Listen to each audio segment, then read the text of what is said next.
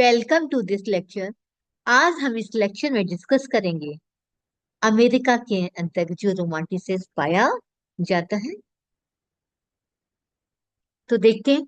American romanticism emphasized emotion, individualism and personality over nationalism and the constants of religion. अक्सर देखते हैं कि जो अमेरिका का जो रोमांटिसिज्म है वो एम्फेसाइज यानी दबाव डालता है, जोर डालता है इमोशंस यानी हमारी भावनाओं पर, इंडिविजुअलिज्म यानी व्यक्तिवादिता पर, एंड पर्सनैलिटी ओवर रैशनलिज्म और रैशनल यानी तर्क, तर्क के ऊपर व्यक्तित्व के ऊपर। यानी जो तर्क है, तर्क से ज्यादा वो इम्पोर्टेंस पर्सनैलिटी को देखता है, किसी की व्यक्तित्व को देखता है। And the constant of religion और धर्म के अंतर्गत जितनी भी बाधाएं पाई जाती है उन सभी के ऊपर ये जोर डालता है। Romanticism which reached American from Europe in the early 19th century। तो 19वीं शताब्दी के प्रारंभ में यूरोप से रोमांटिसिज्म अमेरिका पहुंच चुका था। यानी हम ये कह सकते हैं कि रोमांटिसिज्म जो है वो पहले यूरोप में पाया गया, यूरोप में देखा गया। तो यूरोप में ये 19वीं शताब्दी के प्रारंभ से ही ये अमेरिका की तरफ पहुंच चुका था। अपील टू अमेरिकन, और इसने अमेरिकन को काफी प्रभावित भी किया था, फिर भी किया था। एज इट इम्फेसाइज, क्योंकि ये इसने जोर डाला था एन इमोशन भावों को यानी भावनाओं को, इंडिविजुअल रिलेशनशिप विद गॉड भगवान के साथ जो व्यक्ति के रिलेशनशिप है उनके ऊपर भी इसने दबाव डाला।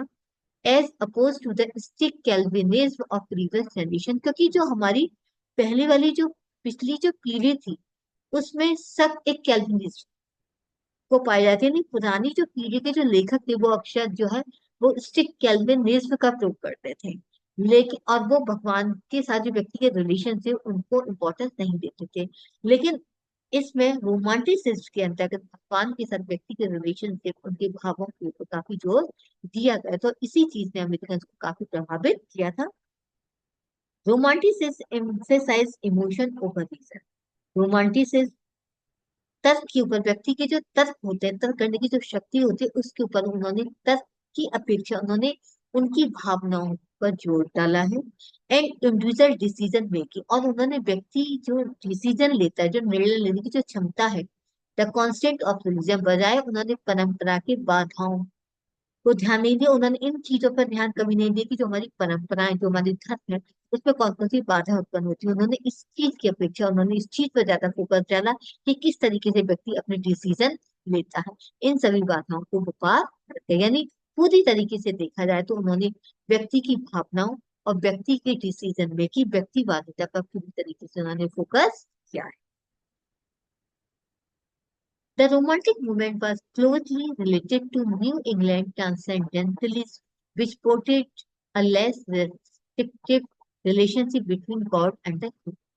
तो रोमांटिक जो मूवमेंट था उसने पूरी तरीके से न्यू इंग्लैंड ट्रांसेंडेंटलिज्म से संबंधित रहा है। विच पोर्ट्रेट इन लेस, जिसने चित्रण किया है कम से कम बंधन वाले रिलेशन, वो संबंध बिटवीन गॉड एंड, यानी वो कहते हैं कि भगवान और ब्रह्मांड के बीच जो रिलेशनशिप, उन्होंने क्लोजली रिलेशनशिप को व्यक्त किया। उन्होंने उन चीजों को व्यक्त नहीं किया जहां पर ये दोनों में डिफरेंसेस पाए जाते हैं। यानी भगवान और ब्रह्मांड को इन्होंने नजदीक लाने की कोशिश की, बल्कि उन रिलेशनशिप को दिखाया है कि जहां पर इनके भगवान और ब्रह्मांड के बीच में रिलेशनशिप जहां पर नजर आते हैं, बजाय कम से कम जो बंधन है उनको उन्होंने प्रेजेंट। यानी उनका मानना है कि भगवान का व्यक्ति के साथ संबंध है और व्यक्ति का भगवान के साथ संबंध है। क्योंकि अगर हम किसी को भगवान मानते हैं तो वो क्योंकि इंसान मानते हैं, तो अगर इंसान नहीं मानेंगे तो भगवान भगवान नहीं होगा। तो इस तरीके से भगवान और ब्रह्मांड के बीच में, भगवान और व्यक्ति के बीच में जो रुकावटें हैं, जो कम से कम रुकावटें होती हैं, उन चीजों को इन्होंने व्यक्त किया है।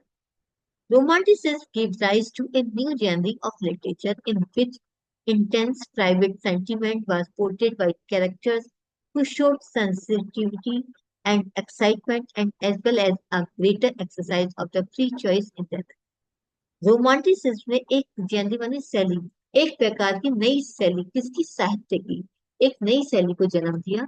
विच इंटेंस, जिसमें गहनता, प्राइवेट सेंटिमेंट, व्यक्तिगत भाव, वो बस पोर्ट्रेट वो व्यक्त किए गए किसके द्वारा, बाई कैरेक्टर्स, यानी उन्होंने अपने लिटरेचर में ऐसे पात्रों को व्यक्त किया जो गहन थे, इंटेंस थे और प्राइवेट सेंटिमेंट से जिनके पास वो शोड सेंसिटिविटी, उन्होंने भावनात्मक और उत्तेजना को व्यक्त किया, as well as a greater exercise of free choice. उन्होंने इन चीजों के व्यक्ति की किस तरीके से व्यक्ति अपनी जिंदगी में स्वतंत्रता पूर्वक चुनाव कर सकते, यानी हर व्यक्ति को अपनी विल के अनुसार किसी भी चीज को चुनने का अधिकार है।